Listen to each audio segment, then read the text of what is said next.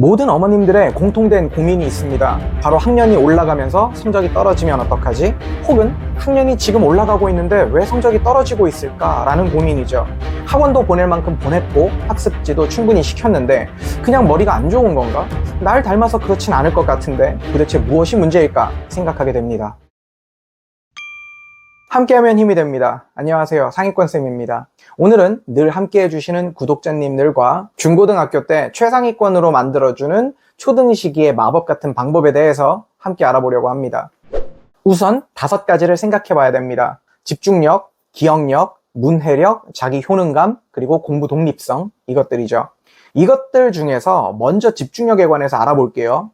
어머님들은 이런 말씀들 많이 하세요. 우리 아이가 미디어 보거나 게임할 때는 집중력이 엄청 강한데요. 공부할 때는 너무 산만해요. 집중력이 약한가 봐요. 어떡하죠? 라는 말씀들이죠.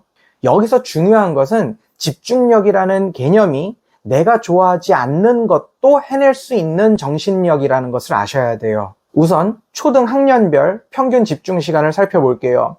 초등학교 1학년부터 6학년까지 학년에 10을 곱하시면 평균이 나옵니다. 즉 초등학교 1학년은 집중해서 앉아서 공부할 수 있는 시간이 10분이고요. 3학년은 30분, 6학년은 60분인 거죠. 평균적인 겁니다. 기본적으로 초등 1학년에게는 1시간 내내 집중을 강요할 수가 없는 거예요. 너무 힘든 일이죠. 아주 특출난 아이들 빼고요. 사실 어른들도 1시간 내내 무언가에 집중시키는 건 쉬운 일이 아니거든요. 한번 생각해 보세요. 그렇기 때문에 초등학교 저학년 아이들은 순간 집중력을 이용해서 공부시키고 잠시 휴식 시간을 주고 또 바로 집중시키고 이렇게 훈련하듯 하시는 게 더 효과적인 거죠. 이건 제가 많은 아이들을 가르치면서 여러 번 경험해봤던 그런 것이고요. 초등 고학년이 되면 그래도 공부하는 자세가 나오기 때문에 공부다운 공부를 할 수 있는 나이가 됩니다. 그런데 초등 저학년 때 훈련을 잘 시켜 놓으셔야 초등 고학년이 됐을 때 조금 더 긴 호흡으로 집중력을 유지해 줄 수 있는 거거든요. 그러니 초등 저학년 때 신경 쓰셔서 집중력에 관한 훈련을 시키시는 것이 좋겠어요. 그리고 초등 고학년 때 그것이 이어지게 되고 중학교를 들어가게 되면 다른 아이들과는 차별화된 학습 능력을 발휘하기 시작하죠. 그러니 오늘 영상을 잘 보시는 게 중요하고요.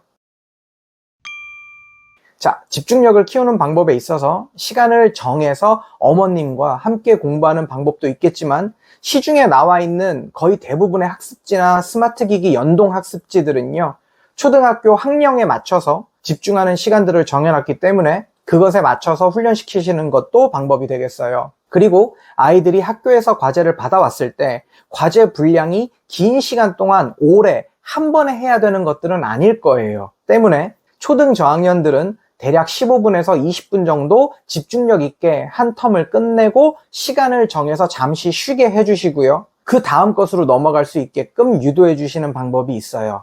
집중력이나 자기 효능감, 그리고 공부 독립성을 성장시켜 주시려면 우선 목표를 너무 높게 잡으시면 안 돼요. 목표를 너무 높게 잡으시면요, 잘못하면 아이들에게 좌절감만 심어줄 수도 있거든요. 방금까지 들으시면서 느끼셨겠지만 목표 단위를 작게 쪼개주는 거예요. 큰 작업을 한 번에 끝내기 힘들 때 어른들도 작은 단위의 과업으로 쪼개서 작업을 합니다.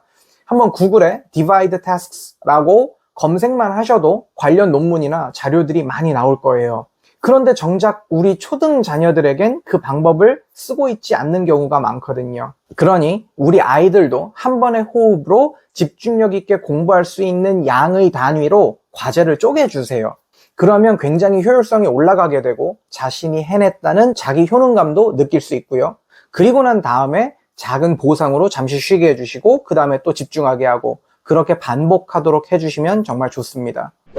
구체적으로 예를 들어서 말씀드리자면 너 오늘 할 공부가 뭐지? 오늘 할 거 구몬해야 되고 한자도 해야 되고 윤선생 해야 될 거 있고 일기과제 써야 되고 독서하기 책 읽어야 되고 독후감 써야 되지? 엄마가 2시간 줄 테니까 그 안에 다 해놔 라고 말씀하시면 20분 정도 지나면 아이는 딴짓하고 있을 겁니다. 아마 10분도 안 돼서 그럴 수도 있겠죠. 왜냐하면 목표가 머릿속에서 감이 안 잡히거든요. 막연하고 너무 부담된다 라고만 생각할 거예요. 그게 사실 정상입니다. 그러니까 너 오늘 할 일이 다 뭐지? 적어보자 라고 하시고 뭐부터 할래? 라고 물으면 아이는 가장 좋아하는 것 혹은 본인이 느끼기에 가장 쉽다고 생각하는 것을 선택할 거예요. 상관없습니다. 본인이 하겠다고 말로 한 것을 하게끔 하시고 15분에서 20분 이내 분량으로 먼저 할 수 있게끔 하고 끝나면 쉴 수 있게 해주세요. 간단한 간식을 주시거나요. 그러고 나서 10분 정도 쉬고 나면 또 다음 공부를 할 수 있게끔 순차적으로 짜주세요. 한번 해보시면 아이들이 부담감을 상당히 덜 느낀다는 것을 발견하실 거예요. 그리고 아이들 입장에서 15분이면 해볼만 한데? 라고 생각하면서 집중을 할 거예요. 그래서 저희 집은 이렇게 10분짜리 그리고 30분짜리 모래시계가 있습니다. 보이시죠? 그리고 아이들이 공부하는 장소에 화이트보드가 있어서 오늘 과제를 쭉 순서대로 적게 하고 사이사이에 어떻게 쉴 것인지 정하기도 합니다. 그 다음으로 아이들의 집중력을 올려줄 수 있는 약간의 꿀팁이 있는데요. 사실 이건 어른들도 많이 쓰는 방법이에요. 예전에 제가 어떤 영화를 보면서 약간의 분노 조절 장애가 있는 영화 주인공이 있었어요. 심리치료사가 해준 이야기가 바로 우사였습니다. 영화 제목이 제 기억에 아마 배드 보이스였나 싶어요. 윌 스미스가 나오는 영화였는데 거기서 윌 스미스의 파트너가 영화 곳곳에서 우사라는 말을 합니다. 흥분되거나 화가 나려고 하는 일이 생길 때 평정심을 찾는 그런 주문이죠. 우리도 우사라고 말할 필요는 없고요. 큰 숨쉬기를 하면 좋을 것 같습니다. 숨을 크게 들이셔서 깊이 들이쉬고 다시 내뱉고 이거를 3번만 해줘도 아이들이 흥분해서 혹은 너무 신나서 혹은 집중이 안 되는 상태일 때 아이한테 이 호흡을 가다듬게 하시면요. 집중하는데 분명히 도움이 됩니다. 이 방법도 써보시면 굉장히 좋을 것 같아요. 저는 특히 우리 집 둘째한테 이 방법을 많이 쓰는데요. 둘째 녀석이 예쁘고 귀엽고 집중력도 좋고 다 좋은데 가끔 흥분하거나 본인이 너무 제어할 수 없을 정도로 화가 나면 걷잡을 수 없을 때가 있어요. 그래서 제가 쓰는 방법이기도 합니다. 두 손을 서로 딱 잡고 자 우리 큰 숨 쉬자. 자 깊이 들이쉬고 내쉬고 이렇게 한 3번 정도 반복을 하면 놀랍게도 아이가 어느 정도 진정이 돼요. 그리고 공부할 때도 쓸 수 있는 방법이고요. 아이들을 평소에 케어할 때도 쓰실 수 있는 방법 같습니다. 그 다음 2번째 꿀팁은요. 제가 좀 전에 말씀드렸던 20분 정도의 공부 한 텀이 끝나면 잠깐 쉬게 해주시라고 말씀드렸죠. 그때 저는 저희 집 거실에서 아이들이 빙글빙글 뛰어놀게 합니다. 몸을 가만두는 게 아니라 뛰고 실내용 캐치볼도 해주고 몸을 마구 쓰게 해준 다음에 가라앉힌 후에 다시 앉아서 공부에 집중시키면 좋을 때가 많았어요. 근데 저희 첫째는 잠깐 쉬라고 하면 몸을 쓰는 것보다는 오히려 본인이 평소에 읽고 있던 마법 천자문이나 동화책이나 해리포터나 요즘 해리포터에 푹 빠져 있거든요.